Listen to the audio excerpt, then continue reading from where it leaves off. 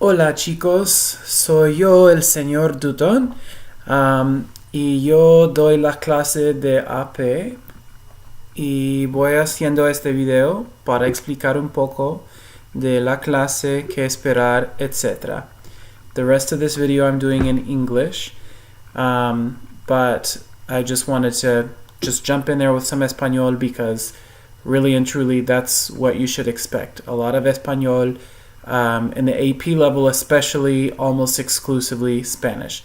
So anyway, I wrote this little letter for you guys. It's right now, it is June 22nd, so you still have basically a couple of months before you're in school again. And so I started writing this letter specifically for the ones that are coming straight from Spanish 3 to AP, which we teach as a Spanish 5. I really wanted to get this out to you guys now so that you would have a couple of months to get some things ready, to practice some things, to work on things, to improve, to try to close that gap a little bit to the degree that you can for having skipped what we offer as a level 4 in between Spanish 3 and AP. Also, as sort of a notifier, because before I've always had people who seem to understand that if they're going from Spanish 3 to Spanish AP, that we teach it as a level 5, so you're in essence skipping a year of instruction. And that's a good move for some people. Some people are ready for that, some people aren't. But last year I had some people who came in, and on the first day, it was the first time they were being told that they were basically skipping a level of Spanish. So I want you to know right now, it's doable, it's possible.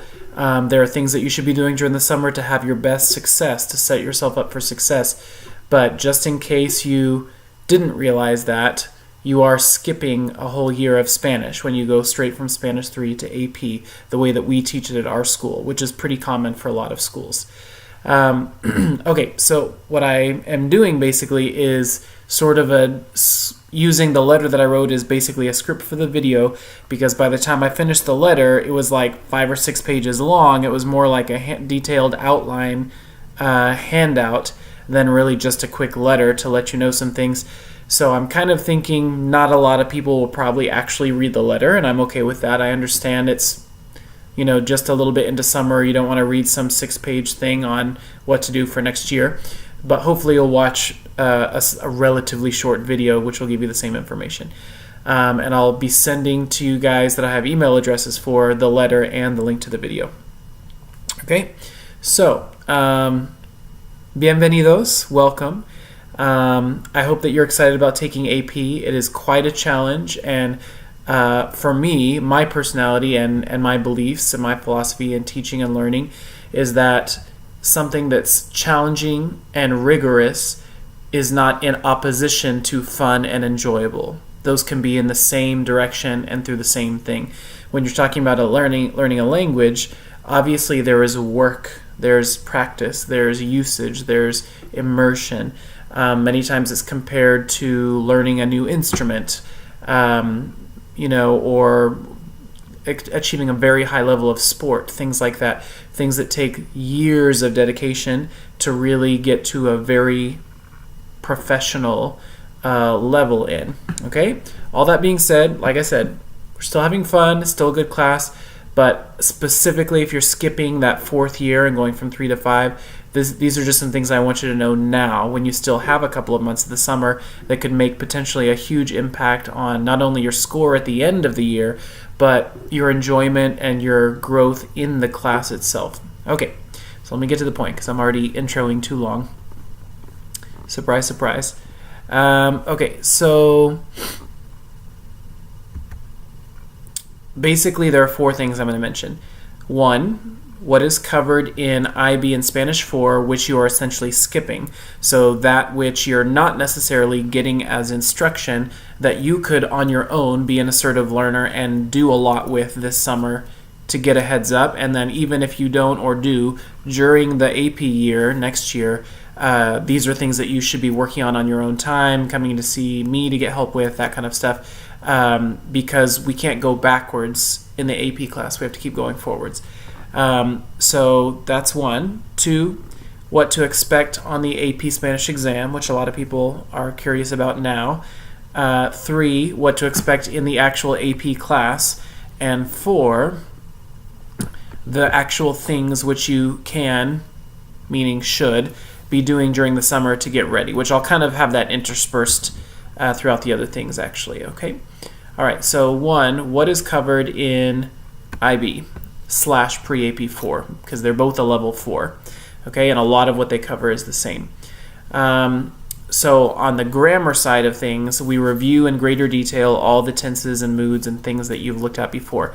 So starting from present tense indicative, just like Spanish 1, all the regulars, stem changers, irregulars, ZCO, go verbs, G that changes into J, all that stuff that maybe kind of flew past you. You just did it here or there, but you're expected to know and show mastery over.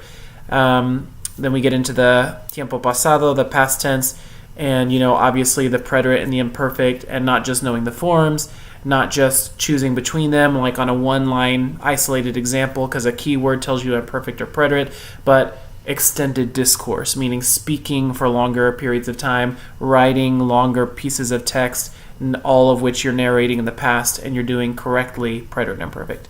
The present subjunctive, all forms, and that negotiation of choosing between the present indicative versus the present subjunctive, and what are the situations when you would use those, getting more into context and situations and less forms and conjugations isolated. The bigger pieces that, and future and conditional, which you would have seen somewhat towards the end of Spanish 3. Also going through some of the smaller things that hold it all together, like prepositions, indirect, direct objects, what happens with se, the commands, typical errors that we could see in a sentence that we could try to attack and fix. Then, verbs like gustar, what does that mean? Make sure that you know what that means and what to expect and how to do that. And then also the things that you would have either barely seen or maybe never have seen that would have been covered grammar-wise could include present perfect, both subjunctive and indicative, past perfect, subjunctive and indicative, the imperfect subjunctive, all forms, multiple contexts, how it would work together with other tenses and certain structures, always thinking again of the whole sentence structure, not just plugging in conjugations and that be your end goal. You would also be expected to be very familiar with what your resources are, your practice sites. So during the level 4, I make sure that people are very, very acquainted with conjuguemos.com, and I'll have all this stuff in the letter that I'll still send, and I'll try to put links down below this video to practice your grammar and your conjugation as you needed. Because like I said, you're not going to be sitting there just practicing conjugations over and over again, filling in blanks over and over again. You're going to be putting together whole sentences, having conversations, having dialogue, that kind of thing. And we still go over very quickly what all the forms are, or at least where resources are to find those. But in terms of, I'm rusty on my forms, I don't remember every single conjugation, we don't carve out a lot of class time for that. You do, as the individual, as much practice outside of class as you need for that, which is different for every person. ¿Qué más? And then, in terms of vocabulary, you get a lot of vocabulary in level 4, some of which you may have seen before, and some of it sometimes is cyclical. You'll see it in multiple units, but there's basically like 800 something vocab words that we take on in our level 4 classes. So again, if you're moving from level 3 to level 5, just in terms of nuts and bolts pieces of the language, grammar, and vocab-wise, that's something that is very quantifiable. There are 800 words that you may or may not know. You likely don't know. And so one thing that you could do is you can use the Quizlet link that I have that takes you to my page that has all 8 of those lists, and you could practice those as much as you can during the summer and then also during the school year to try to make up for that. ¿Qué más? And in terms of vocab, and I'll kind of mention this later, we're always thinking about context. We're always thinking about usage. One word translated here this way would only work in that situation. It wouldn't work every other time that you do that. Really understanding noun, verb, adjective. A lot of times in English, something can look the same but be different, and sometimes we aren't really always cognizant of that. So when you're studying another language, you start to really notice, oh, well, here I was using fun, the adjective, and here I was using fun, the thing, the noun, and that's actually different, so it'd be a different word, etc., etc. All right, so, ¿qué más?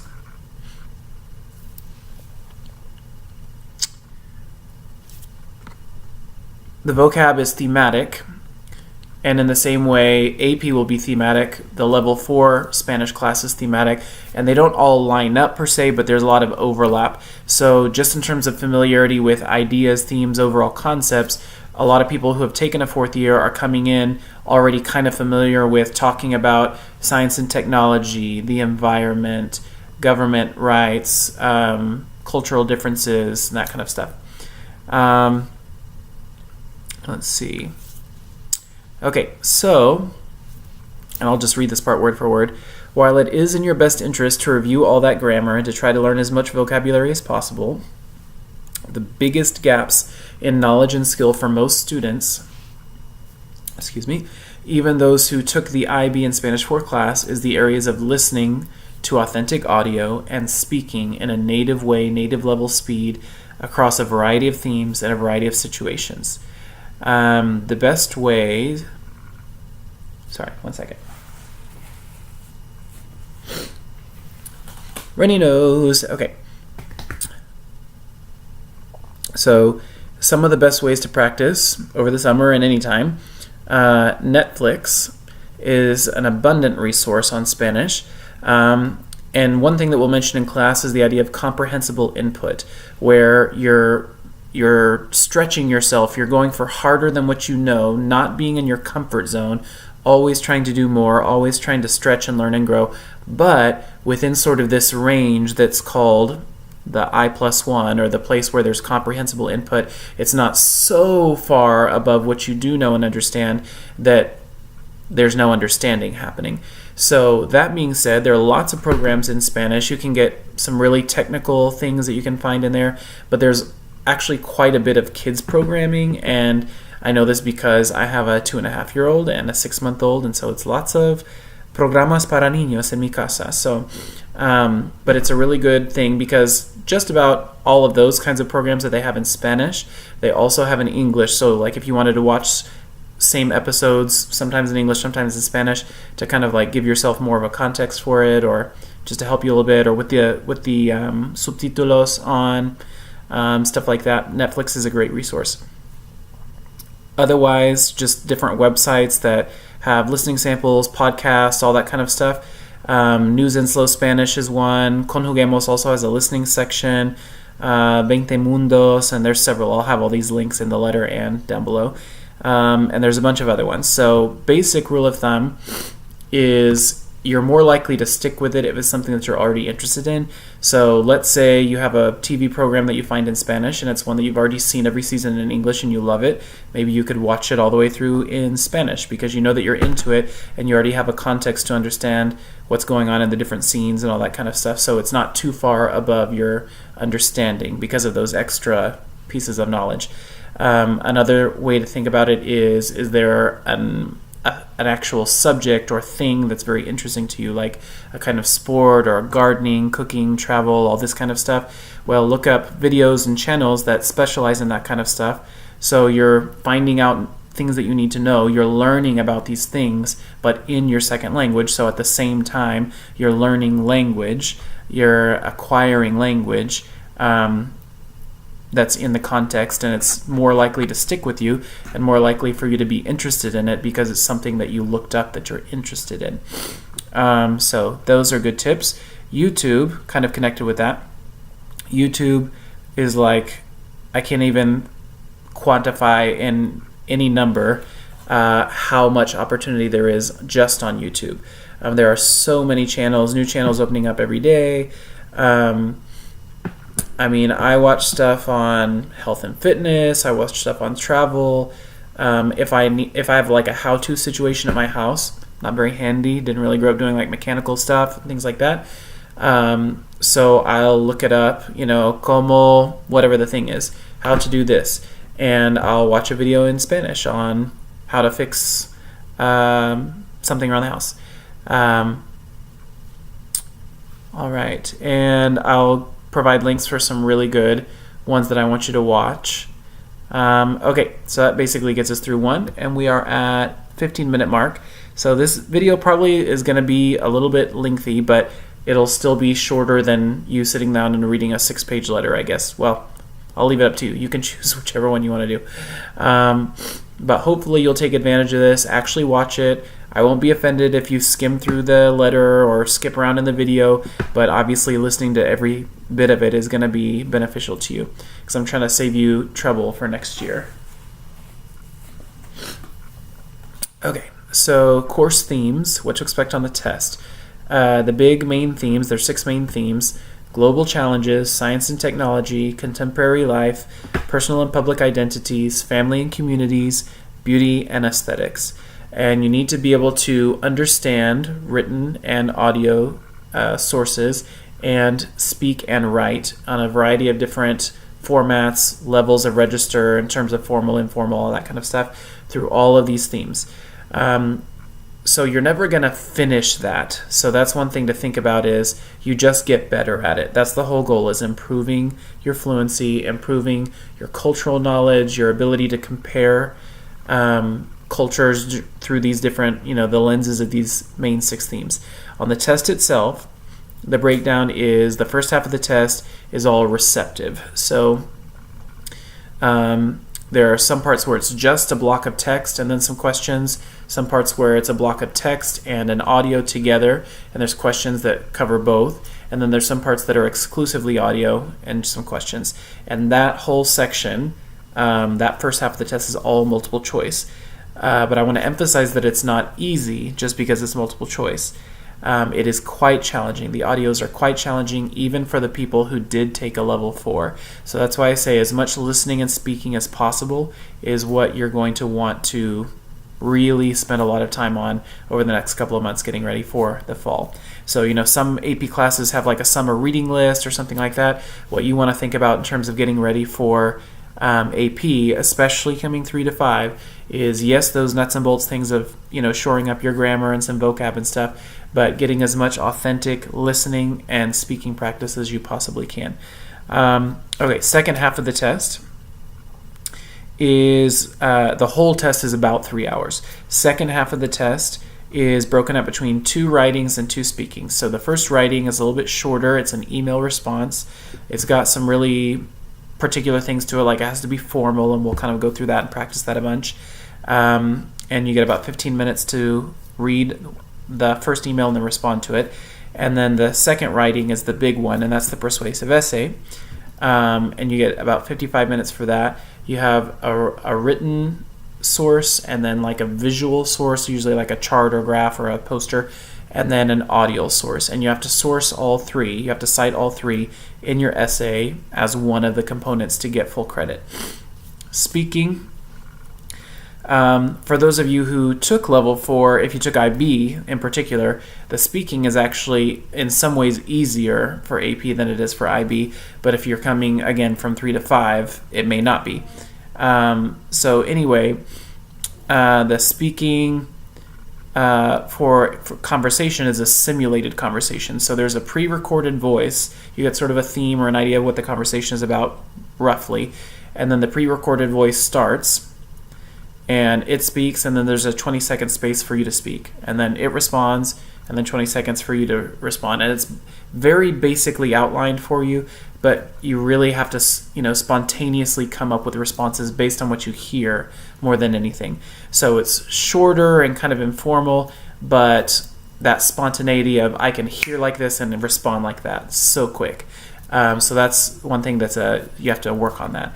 And then the last speaking is a cultural comparison, or it's basically like a mini speech. So they'll give you some theme or something, just literally a little thesis or a little block of text, and you have 4 minutes to sort of think through all your experiences, things that you've read, seen, watched.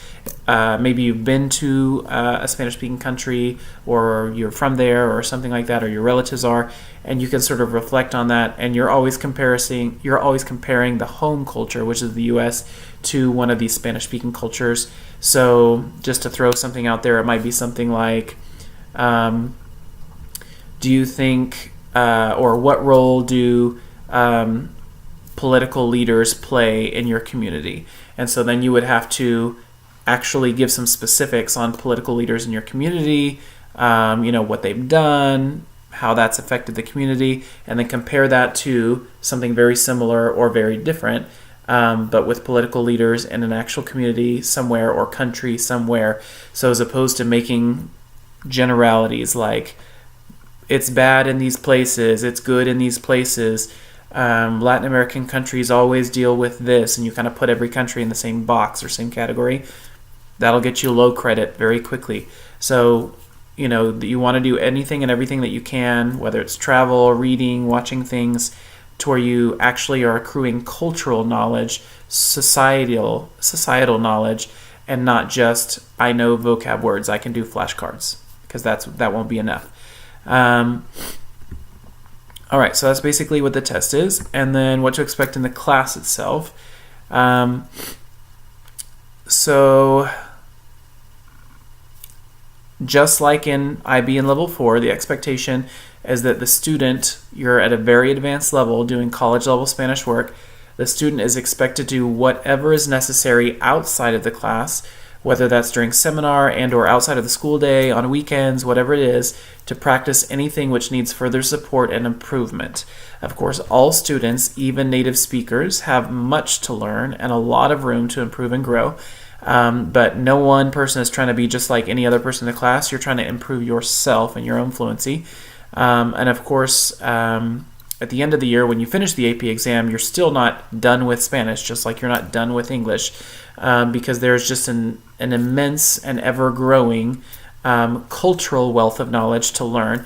History, society, politics, what's going on in those countries at the small level, at the big level, what are things like in a rural environment, in an urban environment, how have those things interplayed with the US or Europe or other powers. There's, music, literature, sayings, proverbs, expressions, slang.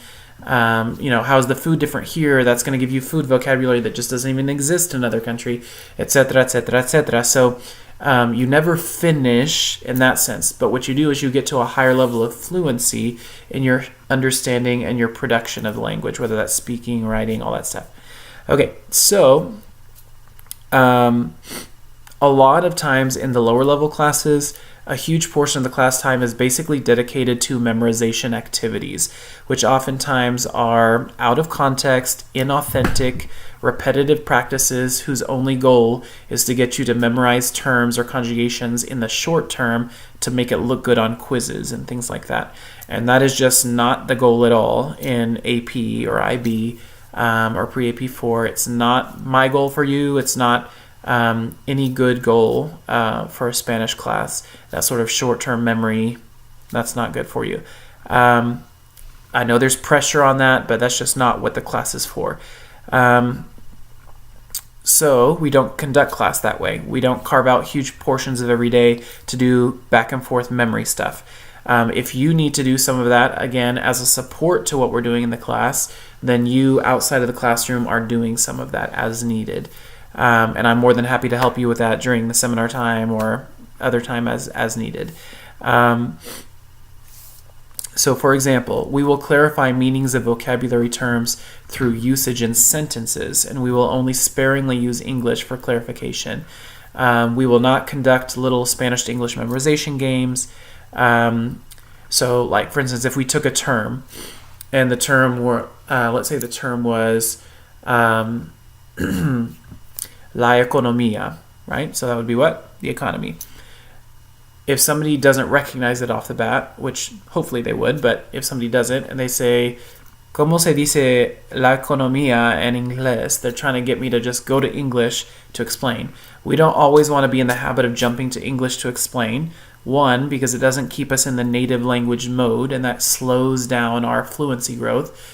But two, because a lot of times rushing to the English doesn't really paint a full enough picture. We make assumptions about, well, I can use that in every other case when that word could get translated that way, and maybe it would work, maybe it wouldn't. So it'd be better for me to do something like es el sistema de un país del dinero, or es el sistema monetaria de personas y compañías, or something like that. So, and I could just keep coming up with other ways to circle around the idea of economy without just splurting out the English word, which seems like a shortcut and really in the long run hurts us more than helps us. So that's what we do. We use the terms and phrases for reading, watching to understand, authentic materials, to converse with one another, to journal things. We will not spend large amount of time practicing conjugations over and over again. We will briefly explain and model conjugations to make sure that all students are aware of the resources that they have for double checking and finding out the conjugations in the different tenses and moods as needed outside of class. And we will improve our understanding, memory, and usage of these by using them to communicate with peers, the instructor, to journal, again, to record, etc. So just to kind of put that into a for instance, let's think of estudiante A, estudiante B, right? Student A, student B. So student A spends an hour of class working on these isolated conjugations of the preterite and the imperfect nonstop. They're just conjugate, conjugate, conjugate, conjugate, conjugate, conjugate. They're just killing it. They're just kill and drill, right? Student B spends an hour practicing whole sentence dialogue by speaking to different conversation partners, story writing, journaling, using the past tense. Which student is then better able to turn to someone and have a conversation narrating what happened in the past tense? Well, it's not going to be the one that just practiced conjugations over and over again. Okay, it doesn't matter that they practiced 5 times as many conjugations. They didn't practice communication, and student B did. So student B is better off. So, checking our time, we're already at 26 minutes. All right, we're going to break YouTube. All right, so along with that goal, it is expected, it's a requirement of the course, both in level 4 and level 5, for everyone in the room to be using the target language, that's the language that we're studying, Spanish, every single day. This is both in and outside of class. Now, I'm not going to come track you down and make sure that you're speaking Spanish every day, but it is your responsibility. You're at a very high level of Spanish. You're working towards fluency and academic fluency, not just slang fluency with your vecinos, amigos. It's not something that you can do in compressed amounts of time. Like, I'm going to not really do Spanish for a while, but I'm going to spend like 2 hours on it this weekend. Not good. 5-10 minutes a day, every day, without fail. And some days when you do have more time, more time. In the class, like I kind of said earlier, very rarely will I resort to English as a way to explain something. I will usually resort to Spanish and explain, give examples, and by modeling that, my expectation is that when you interact with each other, that is also how you will explain and clarify, is using Spanish, not using English, only when it seems absolutely necessary. So you have to think about that expectation of yourself as well. Maybe you've gone through a few years of Spanish where you didn't really speak very much Spanish in the class, just in the interactions, the activities. Maybe it was when, we turned the page. Activity 5 says speaking. So we haven't spoken for 45 minutes in Spanish, but now all of a sudden we're going to speak. Now, in the upper levels, the whole class is immersive. And really, to a degree, the lower levels should be as well. So that means whether you're speaking to the whole class or just your neighbor, whether you're answering a question or saying something informally about how you like their clothes, or you wouldn't believe what happened earlier today in math class, sharing little anecdotes, any of that kind of stuff, informal, formal, for class, not for class, todo en español, right? So everything in Spanish. Now that's an adjustment. There's an adjustment period to that. So at first you might feel like you kind of hush up a little bit. You kind of don't talk as much as you normally would. But if you think about it, that's what happens naturally, natively for kids in their first language, is they don't speak for a long time. They listen, and then they start to produce language, and then it kind of goes ooh like that, and it gets to where they're producing a lot more language. The difference being you don't have 24-hour immersion, and you're an adult learner essentially, so you're better able to start speaking sooner. But it's okay if you're not saying a lot in the beginning of the fall, because you're dealing with the shock value of the difference, and you're trying to catch up with everybody and figure out everything that you need to know, and dealing with school and life and everything else. Okay, so that's okay. But as much as you can, you know that I'm always going to be shoving you outside of that comfort zone, which is a great thing for everybody. Okay. 30 minutos. Trying to get through here.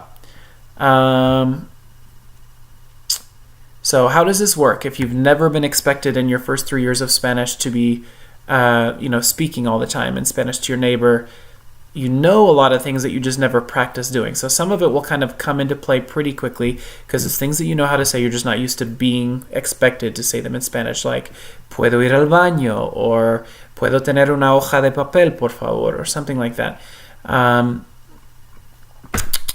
But think about it like visiting a Spanish-speaking country for a year. We've all heard that going to live abroad is the best way to learn another language.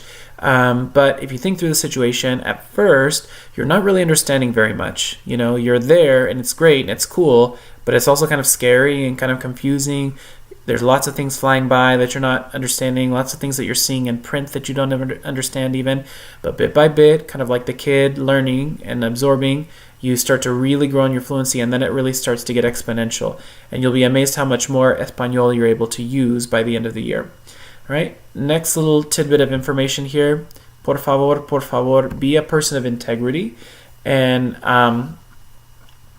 this kind of covers a lot of things, but you should hopefully already have received the message to not rely on Google Translate or any kind of translator app or anything like that. Whether that's for in-class work or homework, certainly not for a test or a quiz or an assessment, nothing of that sort. That'd be horrible. But we just really don't want to be in the habit of using those. We want to be able to use diccionarios, right? Dictionaries, whether they're online or paper or whatever. And so what's the difference? If you're thinking about it, a translator just, you plug something in and it spits something back out. It doesn't give you a context. It may or may not most likely doesn't give you an example. So you don't even really know if it's really the word that you need, but some machine told you that it was.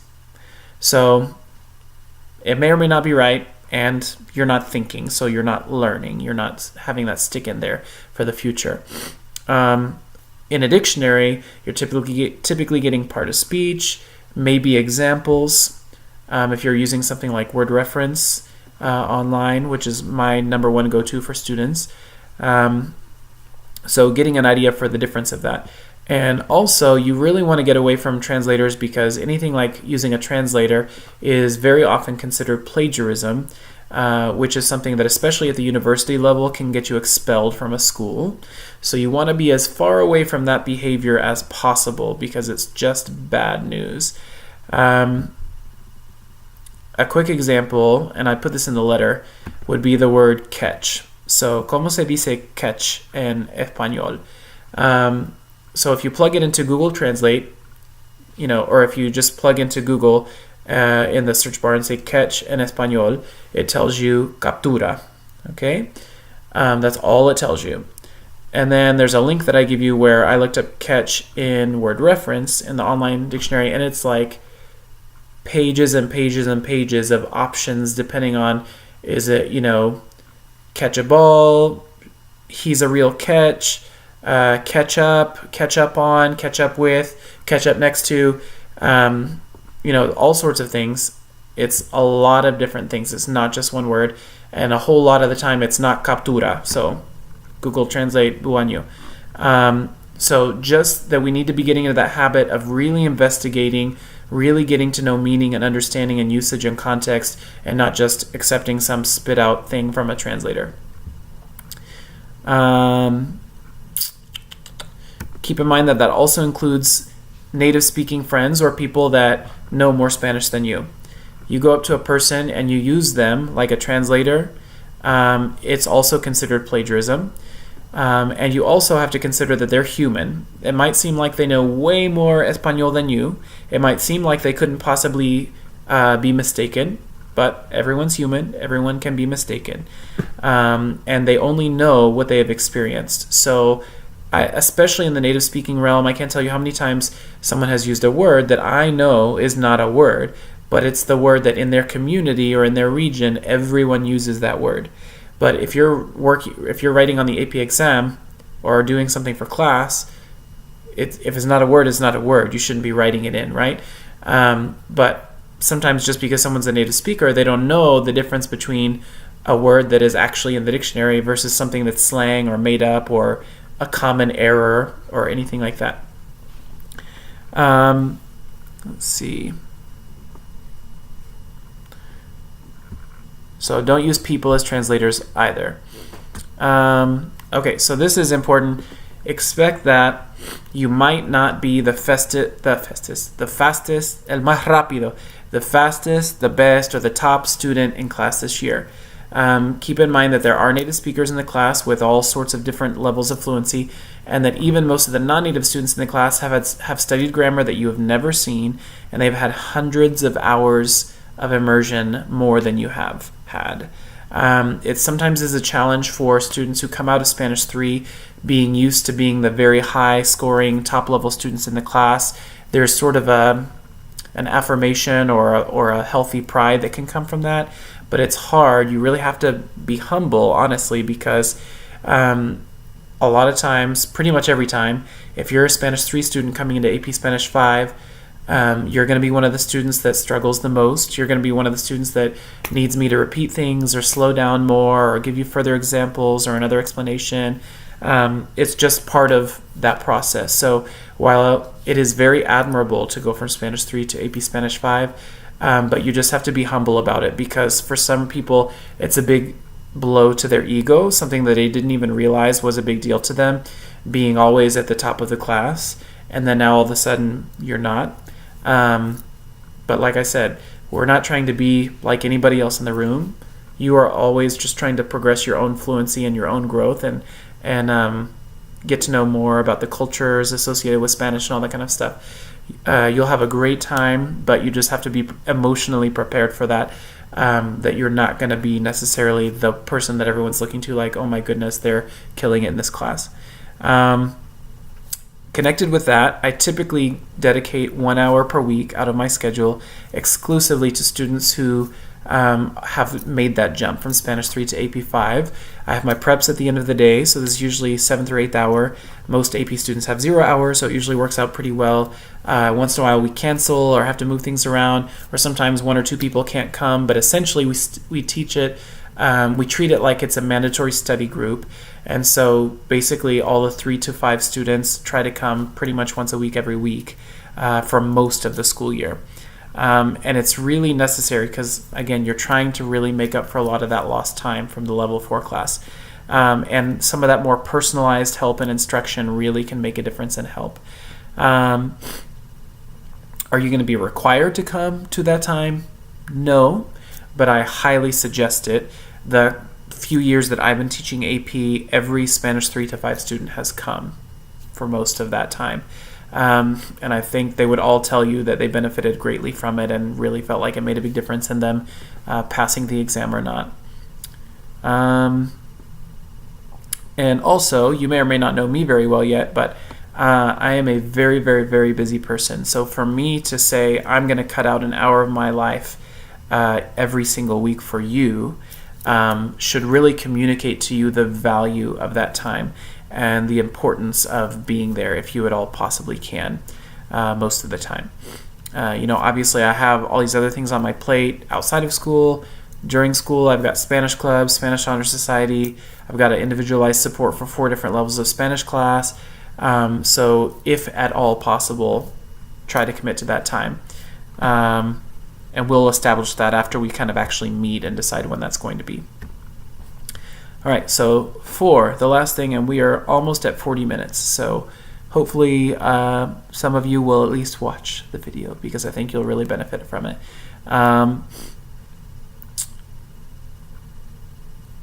So let's see. I've addressed this here and throughout the letter, so it's kind of just a recap. This summer, get as much practice with the language as possible, primarily listening and speaking. Take advantage of online resources, Netflix, YouTube, podcast online, all of that kind of stuff. Brush up on your old grammar. Make sure you dedicate some time to the stuff that you didn't get to in Spanish 3, conjuguemos, and some other things that you can find. Fill in those gaps.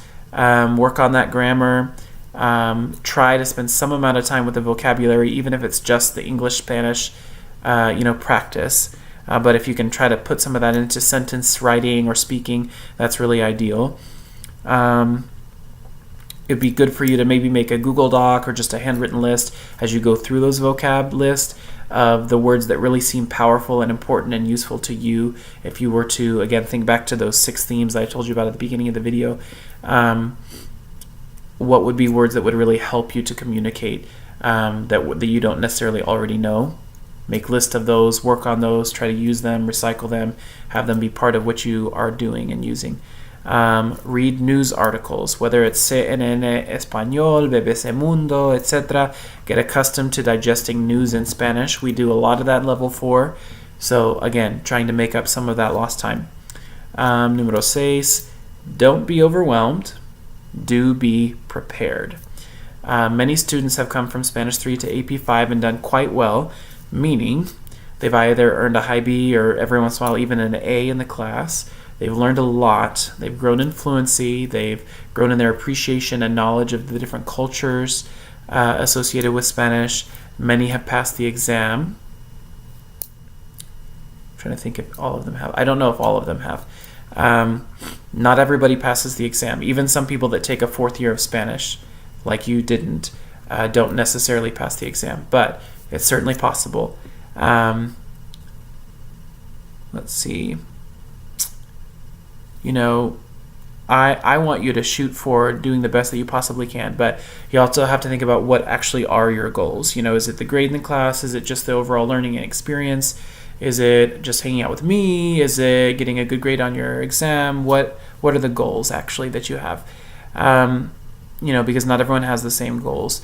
And some students come in with a full load of AP, IB classes. You've got extracurricular activities. You've got a job. You want a social life. You've got family commitments, and yet you somehow want to be making 100% in the class and get a 5 on the AP Spanish test and hardly do anything outside of class. It's just not going to happen, right? So you have to be realistic. And so I recommend that you already go ahead and kind of map out your actual schedule, meaning all day, every day, which hours are you going to dedicate to which things to the best of your ability to decipher that right now. And try to see, is it actually going to work out? Am I setting myself up for success? In order to reach those goals. We have a great time in the class. We really dive in culturally. Like I said, you'll never finish. We're lifelong learners. But if nothing else, another way to think about it is you really, sink your teeth into it. You don't completely consume it, but you really sink your teeth into it, and you're like, it's almost like opening a window and seeing the horizon. There is so much more out there, and you'll never get to all of it. But this class doesn't cover all of that. It opens the window, and then you can see where all you might go.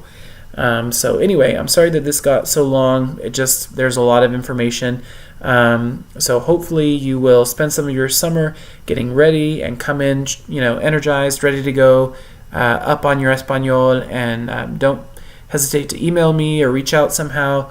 I'll make sure that obviously you have that information for me through emailing you, and I'll try to be available as possible. I'm going to be out of the country a little bit, but I will try to get back to you if needed, and I'm here para ayudar. Okay?